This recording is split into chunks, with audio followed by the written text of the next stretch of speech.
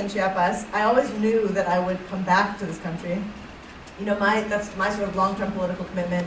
And the Zapatistas will always tell you that is, you know, the best kind of solidarity is to fight for justice in your own community, in your own context. And they, you know, they appreciate the solidarity, but they will say, you know, especially the folks from the U.S., they'll be like, can you please go home and fix that mess? So I've been trying. I haven't gotten very far yet. I've been doing my best. It's a big task.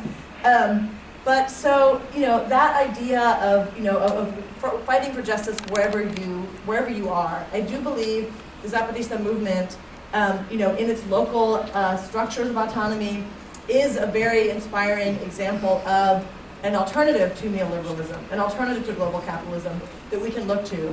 But it is such a different context. I think it's up to each of us to kind of look at our own context and see what that would look like. You know, and in the book, it lays out, there's all these stories of courage, of struggle. They're amazing and inspiring, but it doesn't sort of lay out lessons. You know, I really leave that up to people. But for me, one of the lessons is, you know, and it was interesting hearing you talk about the alternative kind of worker organizing. In my work at Make the Road, there was, I was part of this car wash campaign, which was organizing car wash workers into unions. And it was, you know, I think we certainly tried to do a little bit of what the Zapatistas try and do of drawing from different traditions. So taking, you know, some of the best, you know, the lessons to be learned from the traditional union movement, but combining that with community organizations that have much kind of deeper roots in particular communities, seeing the workers as kind of more holistic than just kind of thinking of them as workers. So, you know, drawing on those different lessons from different kind of political traditions, I felt like was something that I certainly took with me from Zapatismo.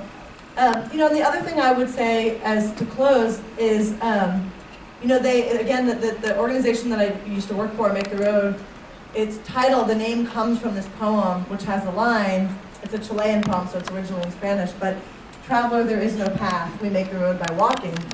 And so this sense, you know, the Zapatistas very much have that same sense of building a world of justice, of dignity, the world that we want to see for ourselves, for our future, and the humility to know that we don't have all the answers. None of us have all the answers, and that's why we, you know, not only is it a long, slow process, but we need to learn as we go, because we don't have all the answers. On the other hand, the kind of chutzpah to declare war on the Mexican government as this like raggedy army that clearly wasn't going to sort of win militarily, the chutzpah to take on global capitalism, and as women to say we're going to take on patriarchy and trying to uproot, you know, centuries of machismo, patriarchy. And so that kind of combination of the boldness of dreaming big with the humility of knowing that, you know, you also have to build and learn as you go is, you know, again, something I sort of take with me in my own kind of political work in this country. So I'll leave it at that and turn it back over to Mitch, and I look forward to continuing this conversation.